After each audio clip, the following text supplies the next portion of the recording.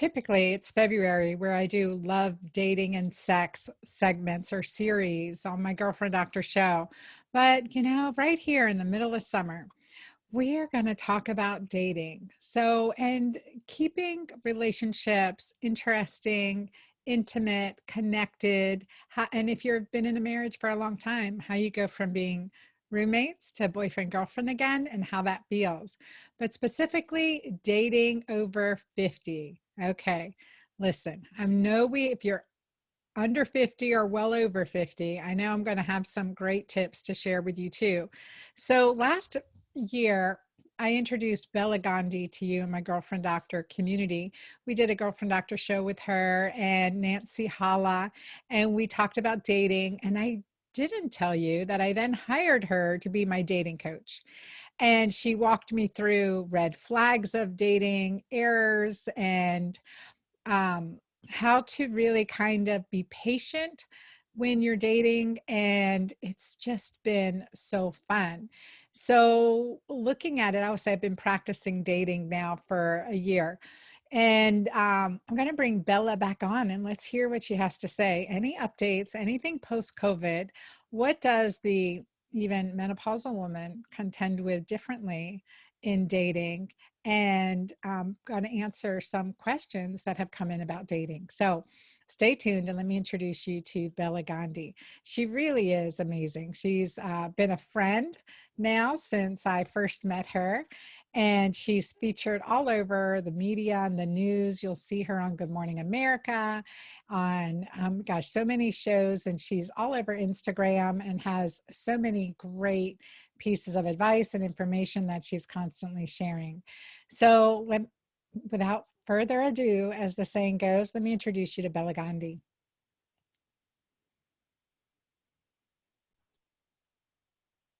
Well, welcome, Bella, back to the Girlfriend Doctor show. It's good to see you.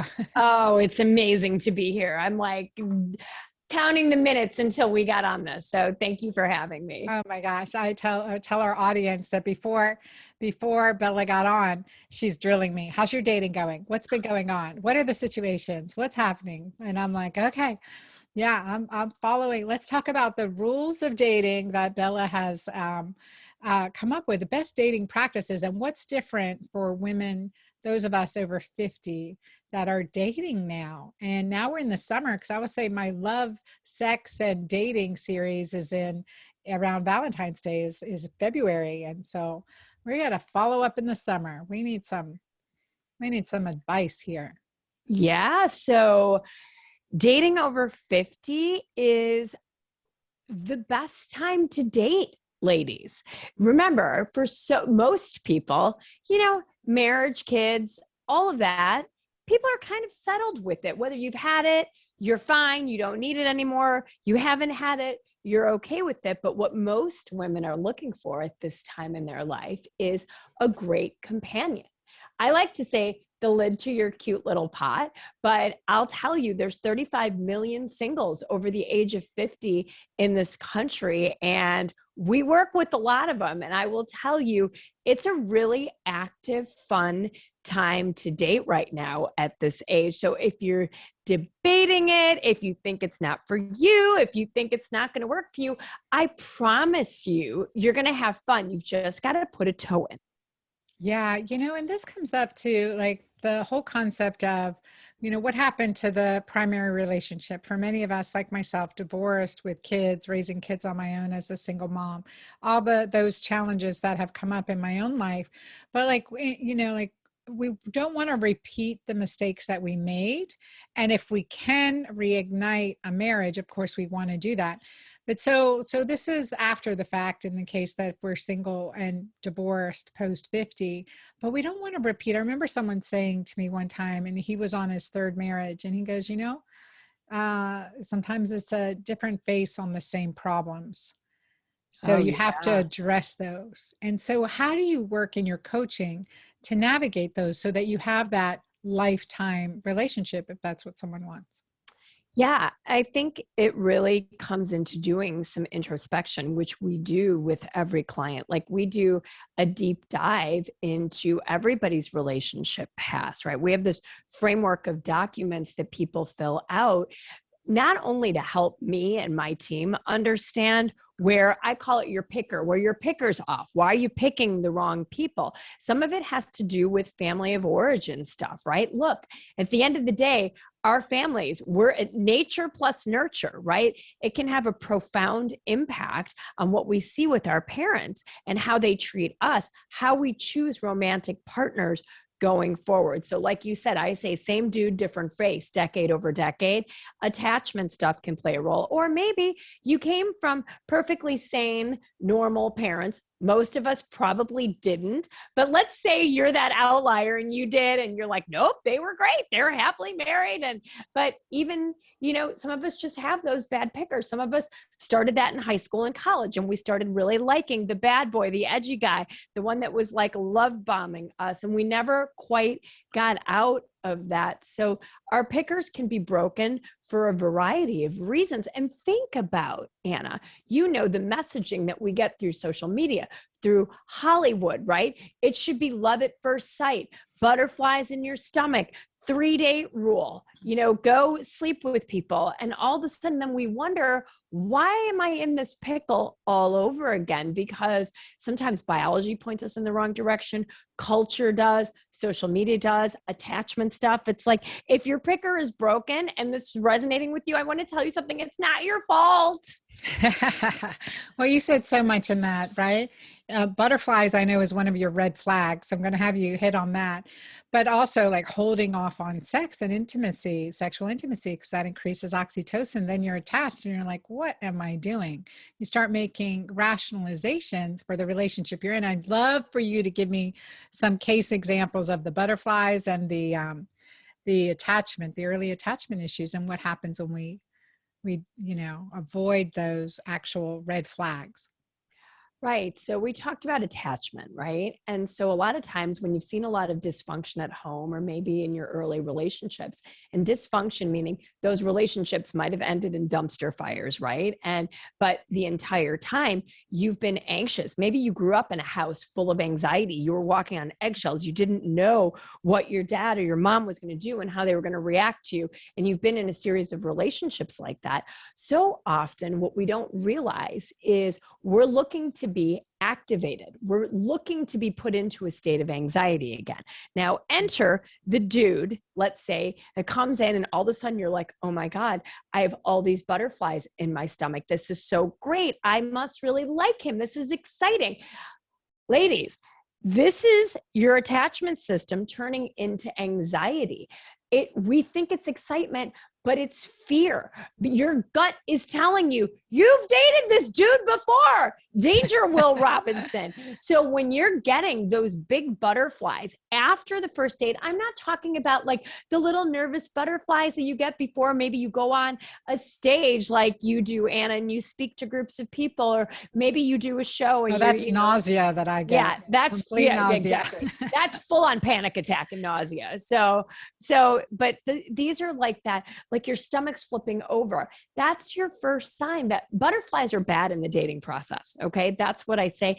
Every dude that I dated that gave me butterflies ended up breaking my heart once, twice, or 5 times until I started to go, wait a second, this whole butterflies thing, what's the common denominator? It's me. And what's happening? And when I started to look at the research and what it showed and looked at my clients, I started my company 13 years ago. Anecdotally, I can tell you with great certainty that people that give you butterflies typically aren't going to potentially be the best mates for you. There's always the exception to the rule. Okay. So don't tell me about the 1 out of 999. Right. Awesome for that person. Great. Glad he gave you butterflies and you're happily married for 7,500 years. Amazing. However, for the vast majority of us, it's not going to work. It's the butterflies that are saying, okay, warning. I like warning. That. It's anxiety. Yeah. It's anxiety. Just hanging out with your best friends and your granddaughter and your daughters. Do you feel butterflies in your stomach? No, it's pure joy. Yeah. It's joy and safety and ease. That's what you're looking for. Oh, I love that. Joy, safety, and ease. And I like how you said the common denominator is me in those equations, right? And that's very true. It's over and over, different face, same problem, but who's the common denominator? And And one thing too, it's they talked about, that was one of the first books you had me read when I started working with you, Bella, was the attachment, I forget what it was called, but attachment types. And so there was anxiety, avoidance, and maybe healthy. Yeah, there's four of them. You got them: anxious, avoidant, then there's anxious avoidant, and secure, right? And most people are striving to head towards the secure quadrant. But the worst pairings can be between anxious people and avoidant people. And what's particularly sinister about attachment is you're not fixed anxious and you're not fixed avoidant. They can morph, right? They shapeshift based upon who you're with. So a lot of times, if you have picker issues and attachment issues, good, normal, secure people might seem boring. So that's important to be aware. Okay, do they feel boring because they're that safe? And I they're know not activating you. They're not activating your anxiety. And when you're used to being activated, if you grew up in a household where there was dysfunction between parents and you or siblings, you're always in that state of you don't know what you're going to walk into. And when you're a baby, a toddler, a child, a teenager, and you grow up in that state, that's what feels normal. That's not normal. Oh my goodness. Yeah. And then of course it goes to codependency and having healthy boundaries and those issues. So how do you work? How do you work through that? I will tell you what mine was. I was avoidant secure. I was kind of like even on those, but that avoidant secure, and that definitely resonated truth when I took that quiz. Yeah, it's really, and there's a lot to it. Like a lot of people know what their attachment style is, maybe, or they want it to be, but the real rubber hits the road as you're dating. And I mean, one of the things that we do, as you know, when we work together and we work with thousands of people, it's putting those guardrails around each person to say, I think those are red flags of avoidance. I think you're becoming the avoidant. And I do want you to go out on another date with this person. And this is how we help to steer and steady that ship towards Love Island versus steering it towards the glacier. And we all know how that ends up. Now give me some examples of a couple that are person you've worked with. So, I can tell you, people expect romance and chemistry and to be swept off their feet forever. I have a client named Anne that I worked with. And she said, date one, I said, the goal of the first date is to get to the second date if there's no red flags. And I said, Anne, what's the goal of the second date? She's like, to get to the third date if there's no red flags. And he hits all of my high GHQ characteristics. That's something we do to really help each individual client understand the kind of partner that's going to make them happy. GHQ, to define that, good husband qualities. Amen, sister. Good husband qualities. Trademark. Yeah. And so Anne knew what her GHQs were. She knew what the red flags were. So she called me. She says, listen, Bella, I'm going on a fifth date with this guy. And she was Catholic. And she said, I think he's too Catholic even for me. So we started calling him the Pope. So she went out and she said, I didn't even want to bother you with the fourth date because I knew you were going to make me go out on the fifth date, but I'm going on a fifth date with the Pope. I'm like, great. So she gets to the date with the Pope and the Pope says to her, listen, I'm sorry in advance. Like we've got a work situation coming up and my phone might ring and I'm going to have to take it. And I apologize in advance because it's probably going to happen. Sure enough, 20 minutes into the date, phone rings, bring, bring. He picks up the phone and suddenly the Pope turns into this directive, commanding, amazing leader on the phone. And I said to Anne, so what'd you think? And she says, I think I like the Pope. Now, she would have thrown the Pope back to the pond, date one or date two. But she knew what her GHQs were. She knew what the red flags were.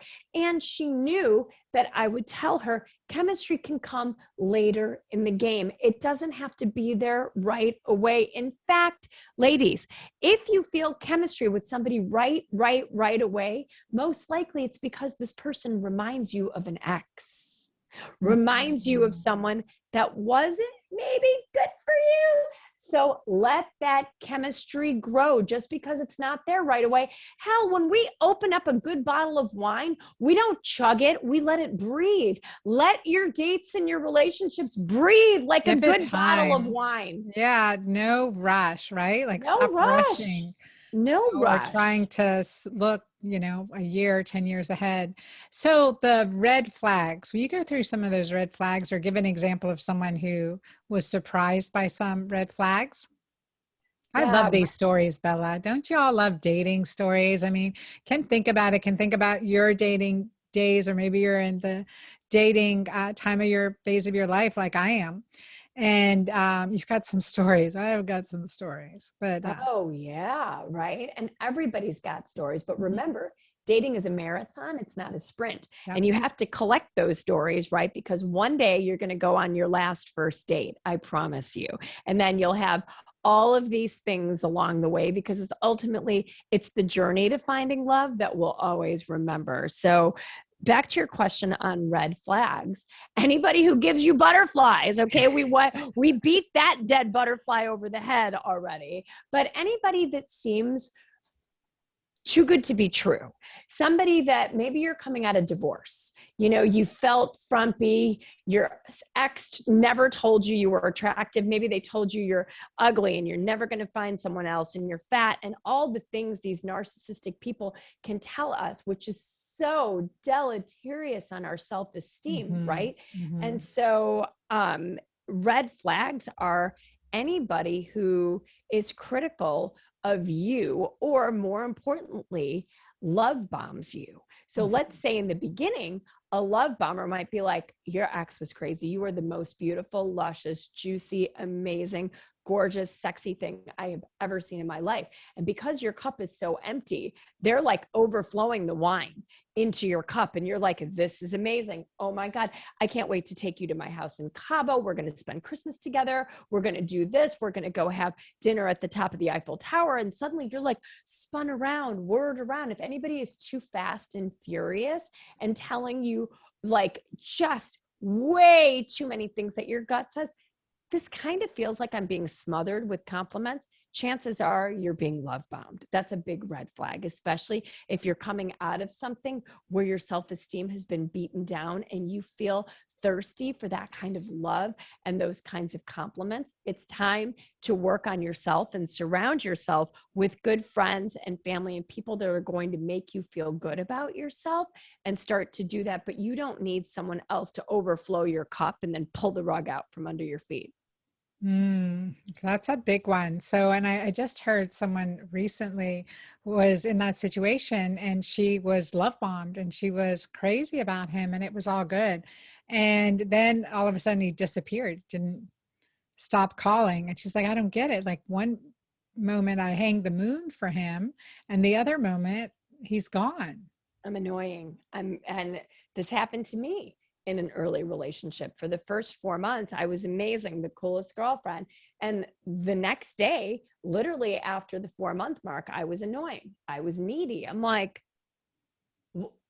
wait, what happened? I'm the same as I was a week and 2 weeks before. And then as I got more educated on this, I realized that when somebody is emotionally avoidant, right, at a certain point, when the oxytocin, the testosterone, the dopamine, the high levels of hormones that make you feel excited with all the newness, as soon as those start to wane, if somebody isn't a good attachment bet, isn't a good secure person, they're going to start to pull away from you and they're going to start to pick you apart. Whereas it's not about you, it's about them and their avoidance. They can't connect, so they're going to pick you. I don't like the way you eat your peas, right? It's like, wait, it's like Seinfeld all of a sudden. That's a really good example. That's so funny. And so then what do you do in that situation? You notice this, you're aware of it. If you detect that somebody is pulling away from you, have the conversation, right? And don't think that there's something, if they say, oh, I was upset with you because of blah, blah, blah. And if it's fixable, that's great. But if you see a change in that person's behavior and they're pulling away and they're like, it's not me, it's you. Why are you so needy? it might be time to have a conversation and not be in that relationship anymore. And if you need help around these things, do that. Get a therapist, get a coach, call me, somebody that's going to be objective with you and tell you what you need to hear versus taking advice from well-intentioned family and friends that love you, but their primary goal is they don't want to hurt your feelings. Yeah, and they want to see you happy, and they, yeah, for sure, or together or something settled. That might be a thing too. Now, it's true, like with that whole concept of the narcissistic relationship, right? That, understanding what are those red flags of narcissism? Are those the same, the love bombing? Yeah, narcissists, I mean, you can start to tell like signs of narcissism, as defined in the DSM-5 that therapists use to actually diagnose full-blown narcissists. I mean, a hallmark of a true narcissist is a complete lack of empathy.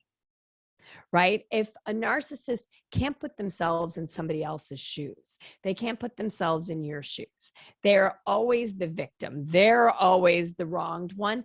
That's a big sign that something is wrong. When somebody plays the victim all the time, my ex sucked. This is what happened. My friends leave me out all the time. My kids are turned against me. It's like, again, what's the common denominator in all those dumpster fires? If it's the person, might be a red flag.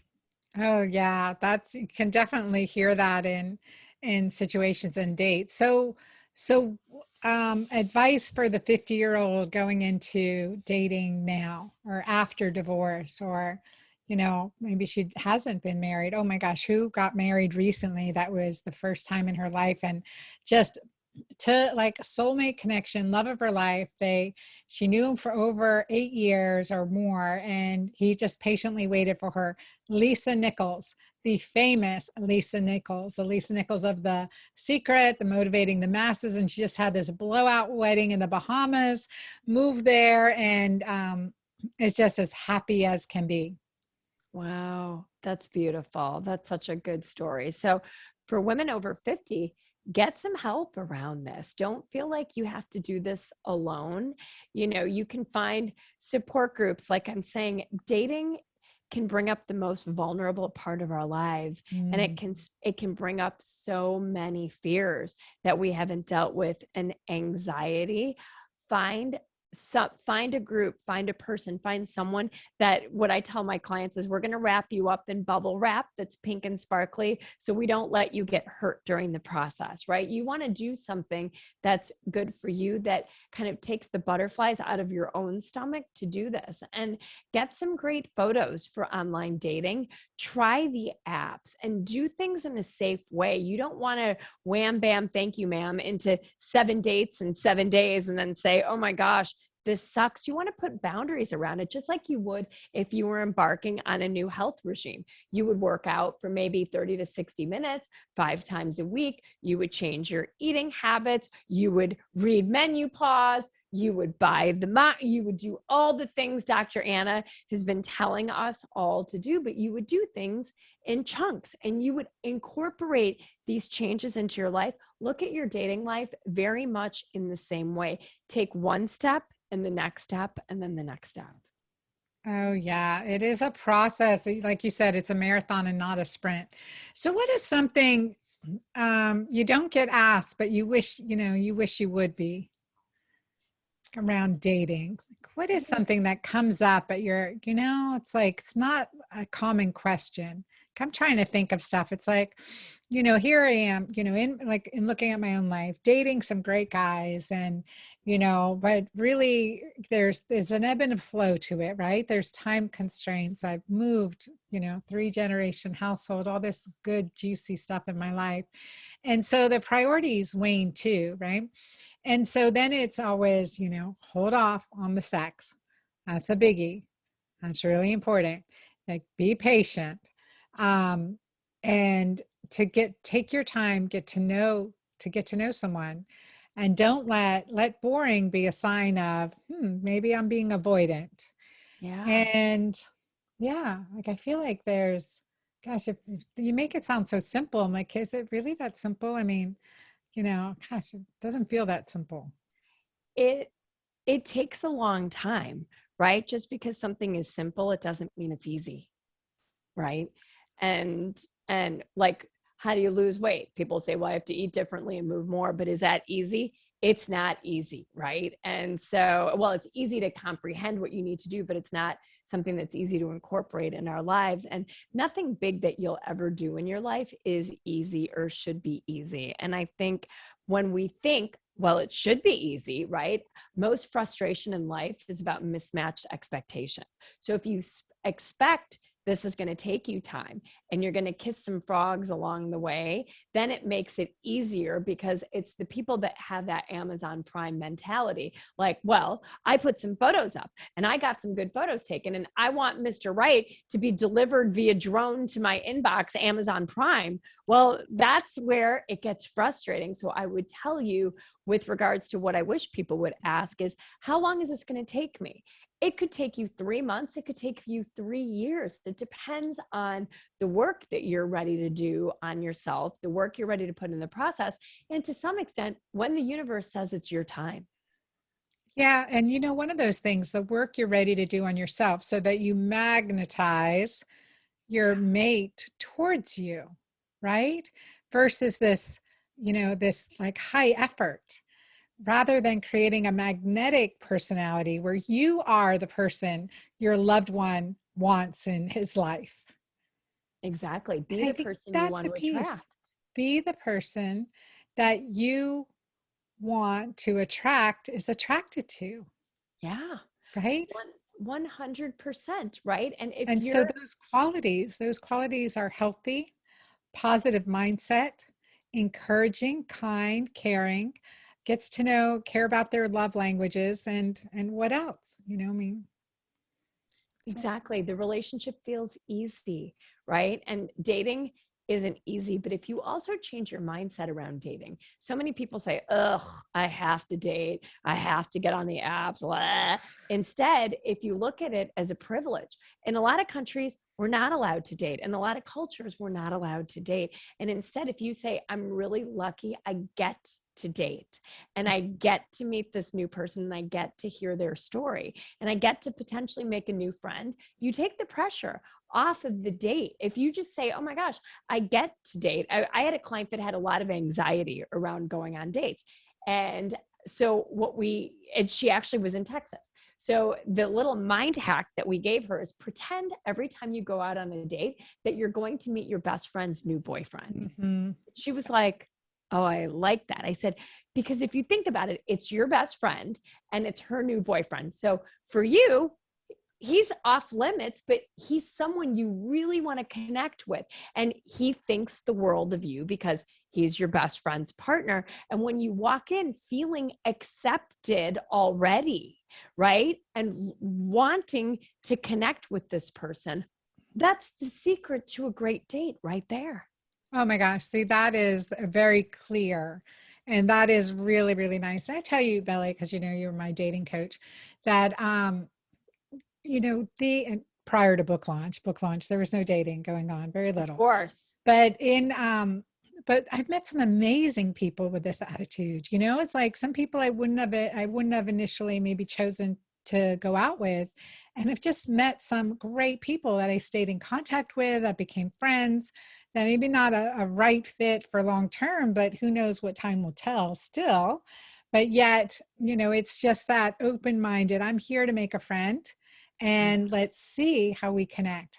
How do we relate to each other? And kind of looking at, I always say I'm practicing, still Yeah. practicing.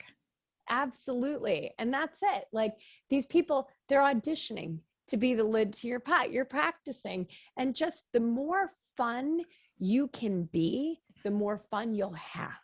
We think someone else is going to make us have fun. That's not true. We are the fun. Bring the fun. Bring interesting questions to the date. Plan an interesting activity. Do something that you like. Make it fun. Life is too short to suffer through all this boring stuff. Ooh, which brings a good question, right? Is like how much does the male female roles, like do we wait for him to call us back? we wait, how do you navigate being successful professional woman and dating? You know where I'm going here. Yeah, I don't ascribe to this whole masculine feminine. I think as successful badass women, right? We got to this point not by sitting on the sidelines and waiting for somebody to come and pick us, right? We got up, we pulled ourselves up by the bootstraps. And in the dating world, if you go out on a great date with somebody, let's say, Anna, let's say you go out on a date with Mike and you thought it was a great date, and now it's 3 days later, you haven't heard from Mike. Guess what you can do? Send a nudge text. Hey, Mike, I just drove by the wine bar that we were at, and it made me think of how much fun meeting you was. I hope you're having a great week. Because now you've just nudged Mike to say, oh, hey, you put yourself back on the radar. Because what often happens is guys are more nervous than we are about rejection. They're expected to make the first move all the time. They hear no 10 times more than we do. And so sometimes they're like, oh, God, maybe she didn't like me. I just can't hear another no. And they don't reach out to you. But the minute you send that nudge text, if they were into you, you will hear from them. I have a client in Chicago named Allison who went out on a date. She was very shy and socially anxious. And she went out on her first coffee date on a Sunday with a guy named Eric, who was more quiet, more introverted, and more anxious than she was. And she said, but I think the date went well. I said, okay, Monday rolls by, no text from Eric. Tuesday rolls by, no text from Eric. Wednesday, she's literally in tears, texts me, and I didn't know about Monday and Tuesday. I was like, oh my God, send him a nudge text, Allison. She sent him a nudge text. 5 minutes later, her phone rang. It was Eric on the phone saying, it was so good to hear from you. Are you free on Saturday? They are married now. Oh, that's a beautiful story. Thought she didn't like him. Why? Because he had his own crap. And he was like, oh, I didn't know if she liked me. And meanwhile, she was like, what a sweet, kind gentleman. But because he didn't feel great about himself and he had heard the no's, he automatically came into it. Well, I don't know if she really liked me. And she sent him that text and the rest was history. I love that story. That is so good. And that is so true too, right? We're not waiting on the sidelines. Don't wait on the It's being a sidelines. participant. I think that's really good. Think of your dating life as a car. Do you want to sit in the passenger side and be driven around all the time? Hell no. You want to take the steering wheel and you want to go where you want to go. You want to pick someone who's high GHQ. You want to pick someone that has no red flags. You want to pick someone that makes you feel at ease and safe and loved and adored. Those choices are all in your hands. Oh my gosh. Okay. Then another question. What about paying on a date? Like, how do you navigate paying, sharing a bill, offering? So I always say, offer to split it. Say, hey, can I help with that? And mean it, right? Because men, again, they're looking for what kind of a partner would you be, right? And so if a guy lets you share the bill, that's fine. And they're taking mental note of that. If you don't offer and you sit there like a princess, right, waiting to be taken care of, they're kind of like, wow, she didn't even offer, right? Imagine, would you do that if you went out with a friend? Just sit there when the bill came? Of course not. Treat the dates just like you would a meeting with a friend. They will go better. And if the guy says, no, no, no, no, I got that. Don't argue with it. Just say, are you sure? That's so kind. I really appreciate that. Thank you. Yeah, that's beautiful. That's definitely, that's good advice. Awesome. Thank you, Bella. I've got now some rapid fire questions for you. It's Great. part of my Girlfriend Doctor show. Our Girlfriend Doctor platform is on 4 pillars: nourish, shine, awaken, and embrace. So the first nourish question is, what is your favorite food? Well, I subscribe to Menopause and Dr. Anna, and Dr. Anna got me to wear this CGM. I'm showing you guys this. Oh, She look at you. You're still actually wearing it. FaceTimed me and taught me how to do this. So my favorite foods are good, healthy green foods, skewing towards keto. So I love myself. Anything that makes me feel really good. I've gotten more into good healthy seafoods because of you, good healthy greens because of you, and good healthy fats. Oh, well, that makes me very proud. Thank you. So, okay, now shine. What your skin is beautiful, Bella. What is your skincare routine, or what's a product that you just love? Oh gosh, I love my tinted moisturizer. So I don't wear heavy foundations unless I'm doing something on TV, and then they usually slap on the spackle. But other than that, I love a good CC tinted moisturizer with an SPF 50 in there. It's like all in one. It goes on like a dream. It's light and you get sun protection. So as women, at any age over 30, you want that sun protection wherever you go, and just a little bit of color correction. So it just gives you a little bit of glow. That's great. Okay. And so awaken. My mom would always say that travel is one of your best forms of education. So what's on your destination diary? So we're planning to go to Montreal and Tremblant with our kids in a couple of weeks, and doing a couple of days in Old Montreal, and then going to do some hiking and biking in Mont Tremblant, which is just a beautiful ski village an hour and a half north of Montreal. Oh, that sounds wonderful. It's jazz season too in Montreal. Will you be there for the jazz I festival? think we're going to be a little bit early because I've got one that I need to take to college August 15th. Oh, wow. How exciting. Oh, Okay, now the last one is embrace. It's about intimacy. So I'm going to ask you two questions because this is kind of your game space. And the first is, what has been the glue to the intimacy in your relationship with your husband?